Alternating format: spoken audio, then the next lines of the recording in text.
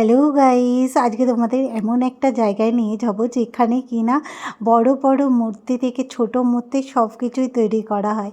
আমরা সবাই জানি যে দুর্গা পুজোর পরেই হচ্ছে লক্ষ্মী পুজো। তো দুর্গা পুজোর নবমীর দিন আমরা ঠাকুর দর্শন করতে বেরিয়ে গেছিলাম, আমি আর আমার হাজব্যান্ড। তো ঘুরতে ঘুরতে এমন একটা জায়গায় গেলাম যেখানে কিনা মূর্তি তৈরি হয়। তো এখানে এসে দেখছি প্রচুর পরিমাণে লক্ষ্মী ঠাকুর তৈরি হচ্ছে, তার সাথে কালী ঠাকুরও রয়েছে। আমরা সবাই জানি যে দুর্গা পুজোর দুদিন পরেই লক্ষ্মী পুজো। দেখো এখানে কিন্তু লক্ষ্মী ঠাকুরগুলো এখনও সম্পূর্ণ তৈরি হয়ে যায়নি, আর কিছু কিছু লক্ষ্মী ঠাকুর পুরো সম্পূর্ণ তৈরি হয়ে গেছে। তো এই এরিয়াটা পুরো ধরেই কিন্তু ঠাকুর তৈরি করা হয়।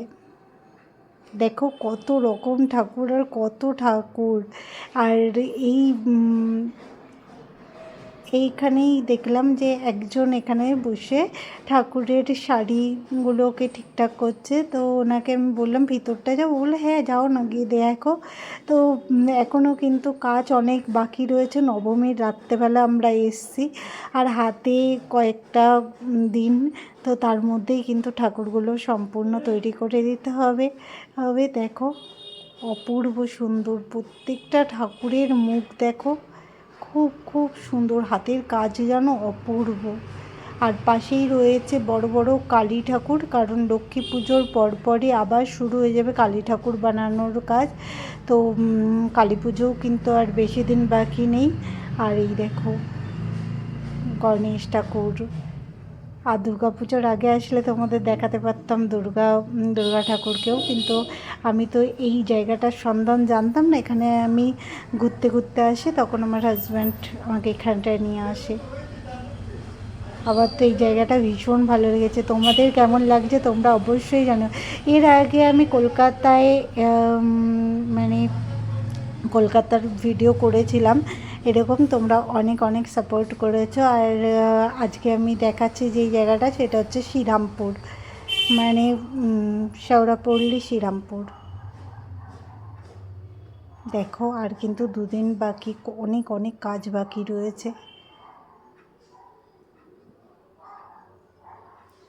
তো প্রত্যেকটা মূর্তি আমার কিন্তু অপূর্ব লেগেছে। কেউ কেউ আবার বায়না দিয়ে গেছে, তাদের নামগুলোও কিন্তু ওখানে একটা চিরকুটের মাধ্যমে লেখা আছে। দেখো এখানে কালী ঠাকুর ভর্তি। তো ভিডিওটা যদি তোমাদের ভালো লেগে থাকে তাহলে অবশ্যই লাইক ও সাবস্ক্রাইব করে দিও, আর পাশে থাকা বেল আইকনটা ক্লিক করে দিও, যাতে নতুন নতুন ভিডিওগুলো সবার আগে তোমরা দেখতে পারো। আর একটু সাবস্ক্রাইব করো, যাতে নতুন নতুন ভিডিওগুলো করার জন্য আগ্রহটা আরও বেশি বাড়ে। তো মূর্তিগুলো তোমাদের কেমন লাগছে অবশ্যই কমেন্টে জানিও। আর আমার কিন্তু মানে কি বলবো, একটা আফসোস হচ্ছিলো যে এবছর আমি যেতে পারিনি। এবছর আমি মানে মূর্তি তৈরির সময় দেখতে পারিনি।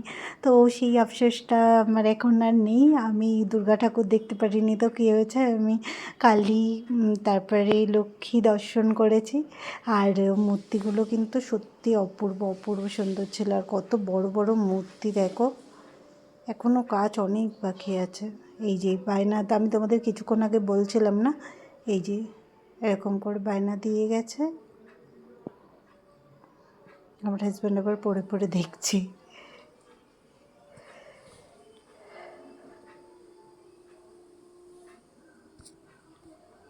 পুরো পাড়াটা জুড়ে এই কাজ করে।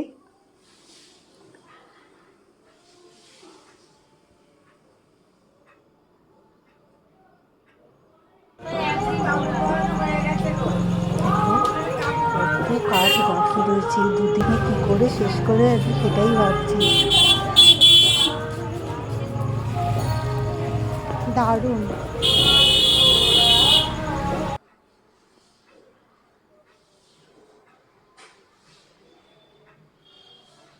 অনেক অনেক অনেক মূর্তি, আর পুরো পাড়া জুড়ে প্রত্যেকে একই কাজ করে।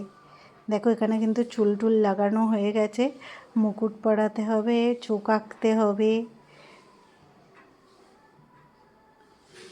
মানে প্রত্যেকটা মূর্তি কিন্তু অপূর্ব সুন্দর, হাতের কাজ কিন্তু ব্যাপক, তাই না? তো যারা যারা যেখান থেকে দেখছো তারা অবশ্যই কমেন্ট করো, আর কীরকম লাগছে অবশ্যই জানিও। এরকম ধরনের ভিডিও দেখতে চাইলে অবশ্যই বলো, আরও মানে কালী পুজোর ঠিক আগে তাহলে আরেকবার গিয়ে তোমাদের দেখিয়ে দেবো কত কালী মূর্তি তৈরি হয়েছে।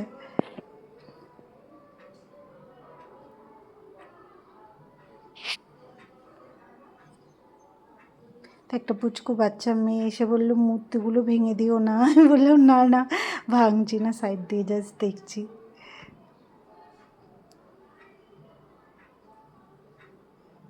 তো আজকের মতন এখানেই শেষ করলাম। সবাই পাশে থেকো, সাপোর্ট করো। টাটা, বাই বাই, এনজয় করো পুজোটা সবাই।